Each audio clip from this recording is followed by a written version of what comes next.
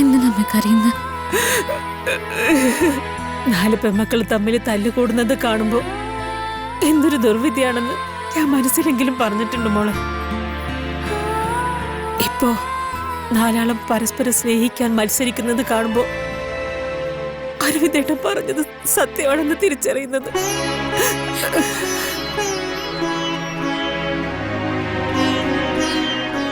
പെമ്മക്കൾ സ്വത്ത് തന്നെയാ, വില കണക്കാക്കാൻ പറ്റാത്ത നിധി. ഒരസുഖം ഉണ്ടായ അതിന്റെ വേദനയേക്കാൾ കൂടുതലായിരിക്കും അത് കാരണം ഉണ്ടാവുന്ന ഒറ്റപ്പെടലും നിശബ്ദതയൊക്കെ. ഇളമോളെ നമ്മളിപ്പോ സ്കൂളിലേക്ക് അയക്കുന്നില്ല. കൂട്ടുകാരുടെ ചിരിയും കളിയൊക്കെ ഇല്ലാതാവുമ്പോ അവളതെങ്ങനെ താങ്ങുമെന്നായിരുന്നു എന്റെ പേടി. പക്ഷേ അതിനൊന്നും നിങ്ങളിട വരുത്തിയില്ലല്ലോ മക്കളെ. ഒരു നിമിഷം പോലും അവളെ ഒറ്റയ്ക്ക് വിട്ടില്ലല്ലോ. പഴയതിനേക്കാൾ സന്തോഷത്തിലാന്നില്ല.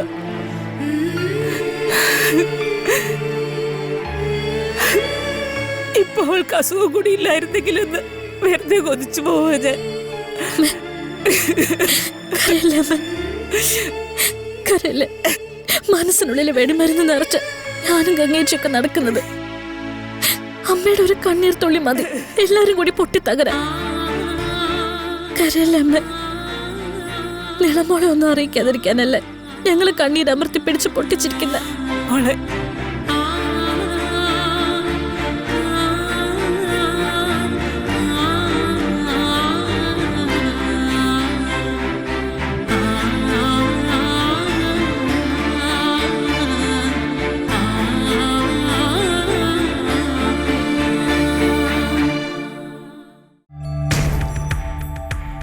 അരവിന്ദന്റെ മരണശേഷം അക്കൗണ്ടിന്റെ ഡീറ്റെയിൽസ് വരെ ഒന്ന് പ്രതീക്ഷിച്ചിരുന്നു. അച്ഛൻ ഈ ബാങ്കില് അക്കൗണ്ടുള്ള വിവരം ഞങ്ങൾക്കറിയില്ലായിരുന്നു സർ. ഈ ബാങ്കിലല്ല, വേറെ ഏതെങ്കിലും ബാങ്കിൽ അക്കൗണ്ട് ഉണ്ടോയെന്ന് തന്നെ അമ്മയ്ക്ക് അറിയില്ലായിരുന്നു. അച്ഛൻ അമ്മയോട് ഒന്നും പറയുമായിരുന്നില്ല എന്ന് തോന്നുന്നു. പറഞ്ഞാൽ തന്നെ അമ്മയ്ക്ക് മനസ്സിലാവുകയില്ല. അമ്മയെപ്പോലെ തന്നെ സ്വപ്നലോകത്തായിരുന്നു ഞങ്ങളും. അച്ഛൻ എന്നും കൂടെ ഉണ്ടാവുമെന്ന് കരുതി. ഇപ്പൊ ഈ അക്കൗണ്ടിനെ കുറിച്ച് ആരാ പറഞ്ഞേ? അച്ഛൻ ഗൾഫിൽ യൂസ് ചെയ്തിരുന്ന മൊബൈൽ ഫോണിൽ നിന്നാണ് ഇതിനെപ്പറ്റി വിവരം ലഭിച്ചത്. എനിക്ക് ആ അക്കൗണ്ടിന്റെ ഡീറ്റെയിൽസ് കിട്ടുമോ സർ? ഓ ഷുവർ.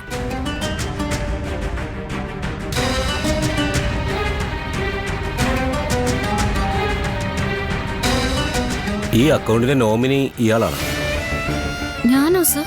അതെ, കാവേരി അരവിന്ദൻ ഇയാളല്ലേ? അക്കൗണ്ട് ആരംഭിച്ചപ്പോ ശാരദ വൈഫായിരുന്നു നോമിനി. 5 വർഷം മുമ്പാണ് കാവേരി നോമിനി ആക്കിയത്. എനിക്ക് അക്കൗണ്ട് ഡീറ്റെയിൽസ് ഒന്ന് കിട്ടുമോ സർ? അതിനെന്താ, കാവേരിയുടെ മെയിൽ ഐ ഡി പറയോ, ഞാൻ സെൻഡ് ചെയ്യാം.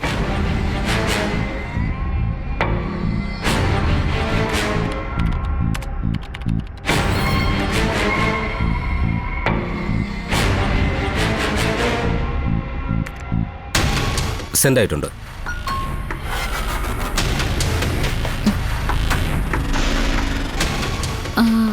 അച്ഛൻ്റെ അക്കൗണ്ടിൽ നിന്ന് അച്ഛനല്ലാതെ വേറെ ആർക്കും പണം എടുക്കാൻ പറ്റില്ലല്ലോ സർ? അതെ, പക്ഷേ അരവിന്ദന്റെ അക്കൗണ്ട് കൈകാര്യം ചെയ്തിരുന്നത് ജയപാലനാണ്. അതെങ്ങനെ ശരിയാവും സർ? അരവിന്ദന് അക്കൗണ്ടിലേക്ക് പണം അയക്കുന്ന റോൾ മാത്രമേ ഉണ്ടായിരുന്നുള്ളൂ. പണം പിൻവലിക്കുന്നത് ജയപാലനായിരുന്നു. അരവിന്ദൻ ബ്ലാങ്ക് ചെക്ക് ലീവുകൾ ഒപ്പിട്ട് ജയപാലനെ ഏൽപ്പിച്ചിരുന്നു. അതുപയോഗിച്ചാണ് വൻ തുകകൾ പിൻവലിച്ചിരുന്നത്.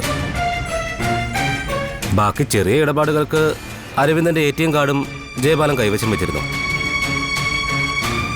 അരവിന്ദൻ നാട്ടിൽ വരുമ്പോൾ ബാങ്കിൽ വന്ന് എന്തെങ്കിലും വിവരം അന്വേഷിച്ചാലായി, ഇല്ലെങ്കിലായി.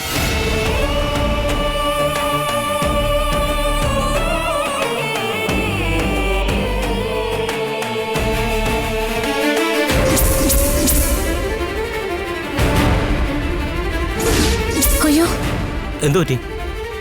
അച്ഛന്റെ മരണശേഷം ഈ അക്കൗണ്ടിൽ നിന്ന് പണം എടുത്തിട്ടുണ്ട് സർ. ആ പണം നിങ്ങളുടെ വീട്ടിൽ എത്തിയിട്ടില്ലേ?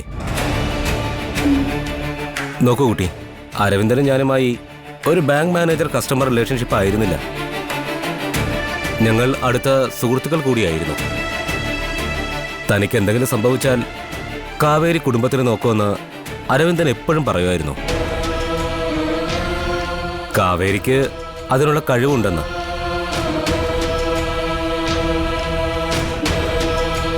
ജയബാലൻ അരവിന്ദന്റെ അക്കൗണ്ടിൽ നിന്ന് പണം തട്ടിയെടുത്തിട്ടുണ്ടെങ്കിൽ അതിനെ നിയമപരമായി നേരിട്ട് അത് തിരിച്ചു വാങ്ങണം. അതിനൊക്കെ ഇപ്പോൾ ശക്തമായ നിയമ നടപടികളുണ്ട്. അരവിന്ദൻ ഗൾഫിൽ പോയി കഷ്ടപ്പെട്ടത് മക്കൾക്ക് വേണ്ടിയാണ്, അല്ലാതെ ജയപാലനെ വളർത്താനല്ല. ധൈര്യമായിട്ടിരിക്കോ. ഇത് സംബന്ധിച്ച് എവിടെ എന്ത് തെളിവ് തരാനും ഞാൻ തയ്യാറാണ്. ഞങ്ങളുണ്ട് കൂടെ. Thank you sir.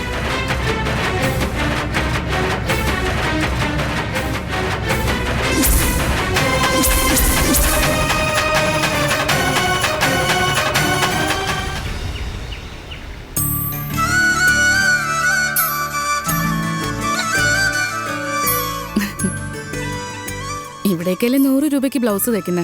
ടൗണിൽ വന്ന 500 രൂപ പാട്ടും പാടി വാങ്ങിക്കാം. 500 രൂപ ഒരു ബ്ലൗസിനോ? ആ, നീയൊക്കെ അവിടെ വന്നാ 2 വർഷത്തിനകം ഒരു വീട് വാങ്ങിക്കാം മോളെ. അല്ല, തയ്യൽ സാധനങ്ങൾക്കൊക്കെ അതിനനുസരിച്ച് വില കൂടുതലായിരിക്കില്ലേ? എവിടുന്ന്? അവിടെ ഹോൾസെയിൽ സാധനങ്ങൾ കിട്ടില്ലേ? ടൗണിൽ നിന്ന് സാധനം എടുത്തോണ്ട് വന്ന് ഇവിടെയല്ലേ കൊന്ന് പണം വാങ്ങുന്നത്.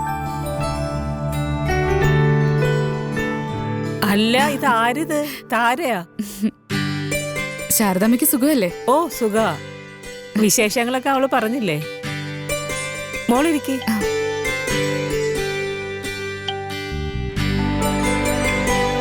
ഞാൻ ഗംഗയെ ഇടയ്ക്കിടയ്ക്ക് വിളിക്കാറുണ്ട്. വിശേഷങ്ങളൊക്കെ അപ്പപ്പോ അറിയുന്നുണ്ട്. നീലയുടെ ചികിത്സയുടെ കാര്യത്തിനാണെങ്കിൽ ശാരദാമ്മ ഒന്നുകൊണ്ടും വിഷമിക്കണ്ട. തിരുവനന്തപുരത്തേക്ക് വാ. ഹാർട്ട് സർജറിക്കൊക്കെ ലോകത്തെ ഏറ്റവും മികച്ച സൗകര്യങ്ങളുള്ള ഹോസ്പിറ്റലുകളാ അവിടെയുള്ളത്. നല്ല ഡോക്ടേഴ്സ്. ഇവിടെ എന്താ ഉള്ളത്? മോളിപ്പോ ശരിക്കും തിരുവനന്തപുരംകാരിയായല്ലേ? സംസാരത്തിലും വേഷത്തിലൊക്കെ നല്ല വ്യത്യാസമുണ്ട്. ശരിക്കുള്ള ലൈഫ് സിറ്റിയിലല്ലേ? നമ്മളൊരു പൊട്ടക്കിണറ്റിലാ താമസിച്ചിരുന്നതെന്ന് ഇവിടുന്ന് രക്ഷപ്പെട്ടു കഴിഞ്ഞാലേ മനസ്സിലാവും. അതിരിക്കട്ടെ, മോളെന്നാ വന്നേ? മിനിഞ്ഞാന്ന്. നാളെ പോണോന്നാ കരുതുന്നു. സിറ്റിയിലൊക്കെ എങ്ങനെയാടി കിടന്നുറങ്ങുന്നത്? എപ്പോഴും വണ്ടിയുടെ ശബ്ദവും ഹോണടിയും ഒക്കെ അല്ലേ? അതൊക്കെ ആദ്യമേ ഒരു ബുദ്ധിമുട്ടായി തോന്നുള്ളടി. എനിക്കിപ്പോ ഇവിടെ വരുമ്പോഴാ ബുദ്ധിമുട്ട്. ചീവീടിന്റെ ശബ്ദം മാത്രല്ലേ ഉള്ളൂ. കുറച്ച് ഹോണടി ബഹളമൊക്കെ കേട്ട് കിടന്നാലേ ഉറക്കം വരും. മോളുടെ ഭർത്താവിനോട് സർക്കാർ ജോലിയാണോ? ടൗണിലൊക്കെ സർക്കാർ ജോലിയേക്കാൾ ലാഭം സ്വന്തമായിട്ട് എന്തെങ്കിലും ചെയ്യുന്നതാ. ഓ, ഫുഡ് ഡെലിവറി നടത്തുന്ന പയ്യന്മാർക്ക് പോലും കിട്ടും 1000-2000 ഒക്കെ. സിനോ ചേട്ടനാണെങ്കി മാർക്കറ്റിംഗ് ഫീൽഡില. അല്ല, മോളിപ്പോ ഇങ്ങോട്ടൊക്കെ വരവ് കുറവല്ലേ? എനിക്കവിടെ ഒരു ബൊട്ടീക്കുണ്ടേ. അതിപ്പോ അത്യാവശ്യം നല്ല തിരക്കുണ്ട്. പെട്ടിക്കടയുണ്ടോ അവിടെ? അമ്മേ, പെട്ടിക്കടയല്ല, ബുട്ടീക്ക്. അതെന്തോടി? ബുട്ടീക്ക് എന്ന് പറഞ്ഞാലേ ചെറിയൊരു തുണിക്കടയും അതിനൊപ്പം ഒരു തയ്യൽ യൂണിറ്റും. ആ, ഓ, അങ്ങനെ പറഞ്ഞപ്പോഴാ മനസ്സിലായേ. എന്നാ പിന്നെ ഞാൻ ഇറങ്ങട്ടെ ശാരദാമ്മേ. ആ, അയ്യോ, ഞാൻ ചായ എടുത്തുകൊണ്ട് വരാം, അത് മറന്നുപോയി. അയ്യോ, ഞാൻ വന്നിട്ടേ മണിക്കൂർ 1 ഇപ്പൊ തന്നെ ചായ 2 കഴിഞ്ഞു. ഇനി വാങ്ങി കുടിച്ചാലേ ഇവള് തന്നെ എന്നെ തല്ലി ഒടിക്കും. ഓടി. അപ്പൊ ശരി, തിരുവനന്തപുരത്ത് വരുമ്പോ എന്താവശ്യം ഉണ്ടെങ്കിലും വിളിക്കണേ. ശരി മോളെ. ശരി ശരി.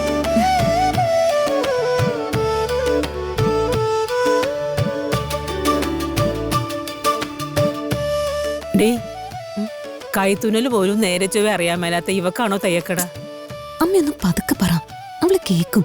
പിന്നല്ലാണ്ട് തുണി വെട്ടാനറിയാതെ നിന്റെ പുറകെ കാല് പിടിച്ചുകൊണ്ട് നടന്ന പെണ്ണല്ലേ? ആ, അതൊക്കെ ശരിയായി കാണോ അമ്മേ. അത് പിന്നെ ഈ പട്ടണമെന്ന് പറയുന്നതേ ഒരു അത്ഭുതമാ. അവിടെ ചീത്തയായിട്ട് ഒന്നുമില്ല. ചീത്ത കാര്യങ്ങൾ പോലും അവിടെ നല്ലതാവൂന്ന്. അമ്മയ്ക്കറിയോ, ബ്രൈഡൽ ബ്ലൗസിനൊക്കെ അവിടെ എത്രയാ തയ്യൽ കൂലിയെന്ന്? എത്രയാ? 5000 മുതൽ അത്ര. ഈശ്വര, ഒരു ബ്ലൗസിന് 5000 രൂപയെ? പിന്നെ വർക്ക് കൂടുതലാണെങ്കിൽ പിന്നെയും റേറ്റ് കൂടും. തയ്ക്കാനുള്ള സമയവും സാവകാശവും എല്ലാം കിട്ടും. എന്റെ ദൈവമേ. പറഞ്ഞ ഡേറ്റിന് സാധനം ചോദിച്ച ആള് വരും. ഇവിടൊക്കെ ഒരു 300 രൂപ ചോദിച്ചാൽ തന്നെ മഹാഭാവം. അപ്പൊ തന്നെ തയ്ച്ചു കിട്ടുകയും വേണം. നമുക്ക് തിരുവനന്തപുരത്ത് പോയി താമസിച്ചാലോ? അല്ല, എന്തായാലും നീളമോളുടെ ചികിത്സയ്ക്ക് നമ്മൾ അവിടെ പോയി താമസിക്കണം. അപ്പോ അവിടെ സ്ഥിരതാമസമാക്കിയാൽ എന്താന്ന് വെച്ചാ നിനക്കും വിനീതിനും തയ്യൽ ജോലിയും ചെയ്യാം, എനിക്ക് എന്തെങ്കിലും പാചകത്തിന്റെ പണിയും ചെയ്യാം. അതും നടക്കും. എന്ത് ജീവിക്കണ്ടേ? കല്യാണം കഴിച്ചു വന്ന ഈ നാട്ടിൽ തന്നെ ജീവിച്ച് മരിക്കണമെന്ന് വിചാരിച്ചൊരു കാലം ഉണ്ടായിരുന്നു. ഇപ്പൊ മനസ്സിൽ നിന്ന് ആ വിചാരമൊക്കെ പോയി. ഇപ്പൊ സത്യം പറഞ്ഞ ഈ നാട്ടിൽ നിൽക്കാൻ തന്നെ പേടിയാ. ആഗ്രഹിച്ചടുത്തേക്കൊന്നും അല്ല ജീവിതം വന്ന് നിൽക്കുന്നത്. ഒരു പൊങ്ങുതടി പോലെ എങ്ങോട്ടോ ഒഴുകി പോവുക. ഇനി പോകുന്ന പോലെ അങ്ങ് പോവാ. പോയാലേ പറ്റൂ.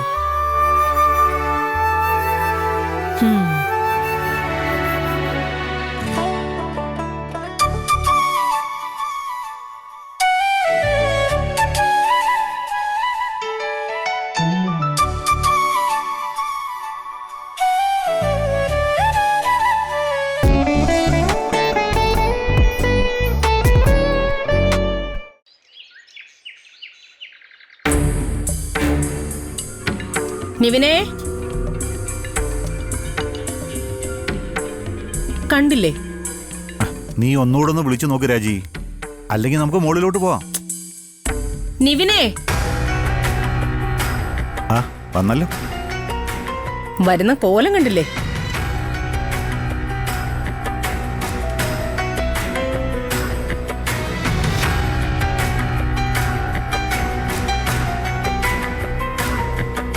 നീ എന്താ ഇതുവരെ ഡ്രസ് ചേഞ്ച് ചെയ്യാത്തെ? എന്തിന്? എടാ, നിന്റെ കല്യാണത്തിന് ഡ്രസ്സ് എടുക്കാൻ പോകുന്ന കാര്യം പറഞ്ഞിരുന്നില്ലേ? അതിന് വരുന്നില്ലെന്ന് ഞാൻ അപ്പോഴേ പറഞ്ഞിരുന്നല്ലോ. നിന്റെ കല്യാണത്തിന് പിന്നെ വേറെ ആരാ ഡ്രസ് എടുക്കേണ്ടത്? മര്യാദകേട് കാണിക്കരുത്. മര്യാദകേട് നിങ്ങളാ ഇപ്പൊ കാണിക്കുന്നത്. ഞാൻ എവിടേക്കും വരുന്നില്ലെന്ന്. നിക്കേ,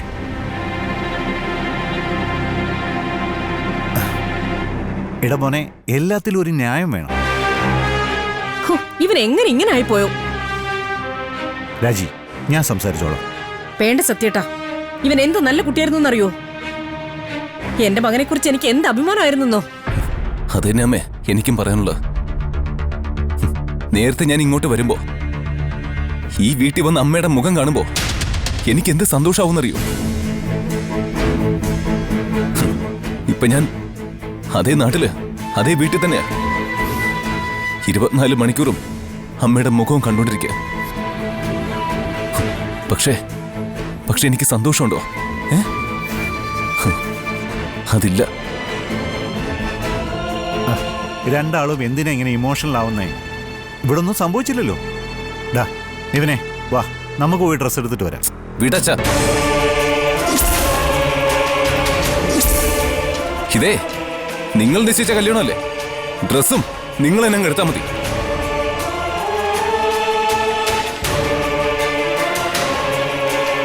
ഇവൻ വന്നേ പറ്റൂ സത്യേട്ടാ. ജയബാലേട്ടൻ പറയുന്നത് ശരിയാ.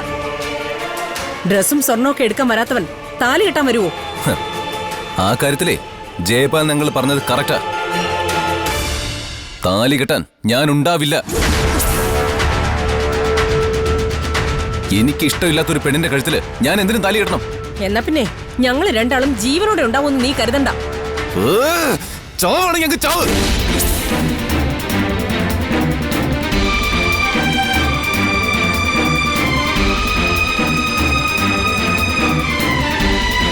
എപ്പോഴും ഇങ്ങനെ ചാവുന്ന കാര്യം പറഞ്ഞ് എന്നെ ഇങ്ങനെ ബ്ലാക്ക് മെയിൽ ചെയ്യുന്നതിലും ഭേദം ഒറ്റയടിക്ക് അങ്ങ് ചാവുന്ന. ചത്തുപോരേണ്ടത്.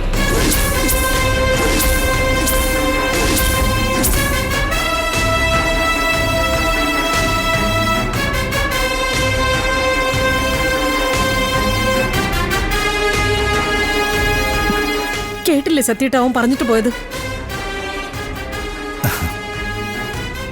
പോട്ടെ രജി, അവനെന്തോ ദേഷ്യത്തിൽ പറഞ്ഞു പോയതാ. അവൻ ഇങ്ങനൊന്നും ആയിരുന്നില്ല സത്യേട്ടാ. ഞാനെന്ന് പറഞ്ഞ ജീവനായിരുന്നു. അത് തന്നെ രാജി ഞാനും ആലോചിക്കുന്നേ. ഇത് വേണോ? ഇഷ്ടമില്ലാത്ത കല്യാണത്തിന് അവനെ നിർബന്ധിക്കണോ? അങ്ങനെ നിർബന്ധിച്ച് കല്യാണം കഴിപ്പിച്ചാലും പിന്നീടുള്ള ജീവിതം എങ്ങനെയാവും? നന്നായിട്ടുണ്ട്. മുകളിൽ ചെന്ന് മോനോട് ചോദിക്ക്, ഈ കല്യാണം നിനക്ക് ഇഷ്ടമല്ലല്ലോ മോനെ, നമ്മൾ എന്താ ചെയ്യണ്ടേന്ന്. അവൻ ഉടനെ പറയുന്നത് എന്തായിരിക്കും എന്നറിയോ? നമുക്ക് ഈ കല്യാണം ക്യാൻസൽ ചെയ്യാച്ചാന്ന്. പിന്നീട് എന്താ സംഭവിക്കാന്നറിയോ? അവൻ കാവേരിയെ താലി കെട്ടി ഈ വീട്ടിൽ കൊണ്ടുവന്ന് നിർത്തും. പിന്നെ അവളുടെ ചെരുപ്പിന്റെ അടിയിലായിരിക്കും ഞാനും സത്യേട്ടനും ഒക്കെ. അത് ഒഴിവാക്കാൻ വേണ്ടിയ സത്യേട്ടാ നിവിനും രാഗിണിയുമായിട്ടുള്ള കല്യാണം എത്രയും പെട്ടെന്ന് നടത്താൻ ഞാൻ ധൃതി കൂട്ടിക്കൊണ്ടിരിക്കുന്നത്.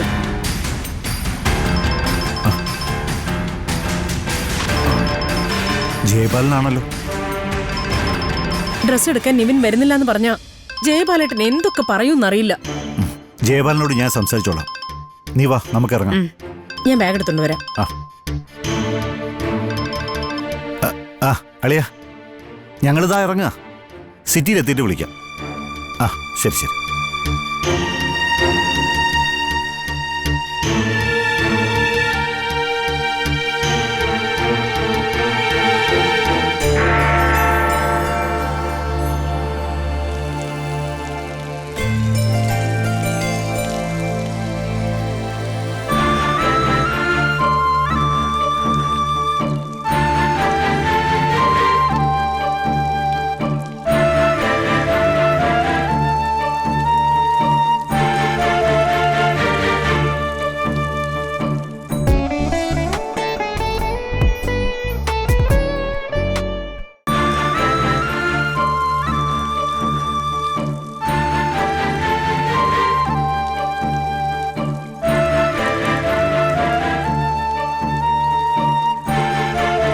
അച്ചോ, ഈശോമിശിഹായ്ക്ക് സ്തുതിയായിരിക്കട്ടെ. ഇപ്പോഴും എപ്പോഴും സ്തുതിയായിരിക്കട്ടെ. അച്ഛാ, ഞാൻ വിനീതിന്റെ കാര്യം പറഞ്ഞിട്ടുണ്ടായിരുന്നല്ലോ. യൂണിഫോമിന്റെ കാര്യമല്ലേ? അതെ അച്ചോ. സ്കൂളുകാരോട് അക്കാര്യം ഞാൻ സംസാരിച്ചിരുന്നു. പക്ഷേ ഒരു ദിവസം മുമ്പ് അവർ വേറെ ഒരാൾക്ക് വാക്ക് കൊടുത്തെന്ന്. ഇനി അത് മാറ്റി പറയുന്നത് മോശമല്ലേ? സാധാരണ ഞാൻ ശുപാർശ ഒന്നും നടത്താറില്ല. വിനീതിന്റെ കാര്യമായതുകൊണ്ടാ ഞാൻ. സാരമല്ലോ അച്ഛൻ എനിക്ക് വേണ്ടി സംസാരിക്കാൻ തോന്നിയല്ലോ, അത് തന്നെ വലിയ കാര്യം. അപ്പോൾ പോട്ടെ അച്ഛാ. ശരി അച്ചോ. പിന്നെ വിനീതേ, ഒന്നിങ്ങ് വന്നേ. എന്താ അച്ചോ? അടുത്ത ആഴ്ച ഞാൻ തിരുവനന്തപുരത്തിന് പോകുന്നുണ്ട്. അവിടെ അരമനെ വന്നൊന്ന് കാണാവോ? സെമിനാരിയിലേക്ക് ഒരു തയ്യൽക്കാരനെ ആവശ്യമുണ്ട്. വിനീതിനെ ഞാൻ അരമനെ പരിചയപ്പെടുത്താം. സെമിനാരിയിലെ മാത്രമല്ല, സ്കൂളിലെയും കോളേജിലെയും തയ്യലെല്ലാം വിനീതിന് കിട്ടും. തിരുവനന്തപുരത്ത് താമസിച്ച് ജോലി ചെയ്യേണ്ടി വരും. എന്താ, വിനീതിനെ താല്പര്യമുണ്ടോ? 100% വിനീതിന്. അത് വേണ്ടച്ചോ. എന്തു പറ്റി? നമ്മുടെയൊക്കെ ജന്മനാടല്ലേ അച്ചോ, ഇവിടെ നിന്ന് എങ്ങനെയാ പോകുന്നത്? ഇവിടം വിട്ട് വേറെടുത്ത് പോയി ജോലി ചെയ്താലും ഇത് വിനീതിന്റെ ജന്മനാടല്ലാതാകുമോ? പറഞ്ഞല്ലോ, റെക്കമെൻഡേഷൻ ഞാൻ നടത്താറില്ല. ആ കുഞ്ഞിന്റെ ചികിത്സയ്ക്ക് ഒരു സഹായം ആവുമല്ലോ എന്ന് കരുതിയാ റെക്കമെൻഡ് ചെയ്യാമെന്ന് പറഞ്ഞത്. വിനീതിന് ഇഷ്ടമല്ലെങ്കിൽ വേണ്ട. പ്രാർത്ഥനയ്ക്ക് സമയമായി. വിനീതിന് താല്പര്യം ഉണ്ടെങ്കിൽ പറഞ്ഞാൽ മതി. ശരി.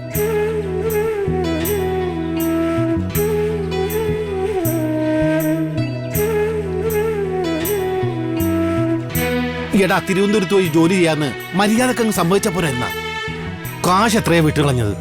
അതൊന്നും ശരിയാവില്ല ബേബിച്ചേട്ടാ. എന്ത് ശരിയാവില്ലെന്ന്? എടാ, കടമായിട്ട് ആരെങ്കിലും ഒരു 500 രൂപ തരുമോ? ജന്മനാടാണ് അത്ര, ജന്മനാട്. ബേബിച്ചേട്ടാ, മനുഷ്യരുടെ കാര്യം വിട്. ഇവിടുത്തെ മലകള്, കാറ്റ്, പക്ഷിയുടെ മുട്ട, ആനപ്പിണ്ടം, മാങ്ങാത്തൊലി. എടാ വിനീതേ, ഇനിയെങ്കിലും നീ കുറച്ച് പ്രാക്ടിക്കലാവ്. നീ ജീവിച്ചില്ലെങ്കിലും നിനക്ക് ഒപ്പമുള്ളവർക്കൊരു ജീവിതമുണ്ടെന്ന് ഓർക്ക്.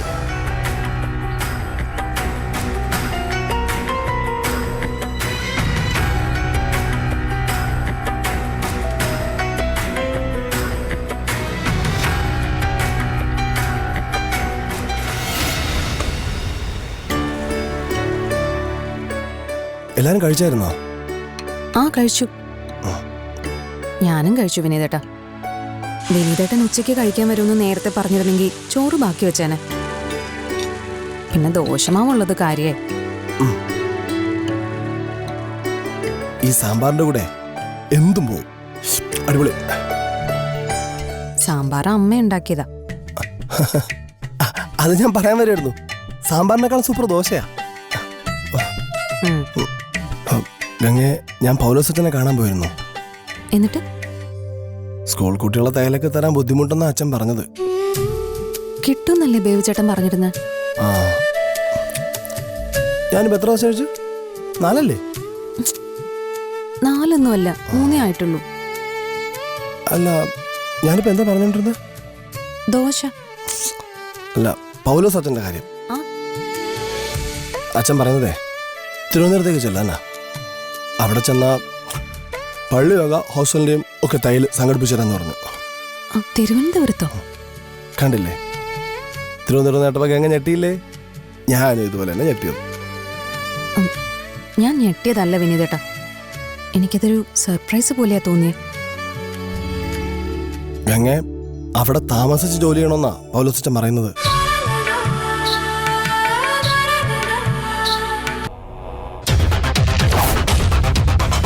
കാവേരിയാണ് ജയപാല. കപ്പും കൊണ്ടേ പോകും. ഇനി ഫൈനൽ കളി. അച്ഛൻ ഗൾഫിലായിരുന്നപ്പോൾ ഉപയോഗിച്ചിരുന്ന മൊബൈൽ ഫോൺ അച്ഛൻ തോട്ടത്തിന്റെ പണം മുഴുവൻ കൊടുത്തു തീർത്തതായി ഇയാളോട് പറയുന്നതിന്റെയും ഇയാളത് സമ്മതിക്കുന്നതിന്റെയും കോൾ റെക്കോർഡും ഉണ്ട് മാഡം.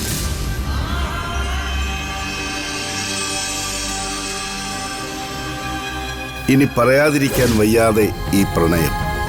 പക്ഷേ ഈ കല്യാണം നടക്കാൻ പോകുന്നില്ല യമുന.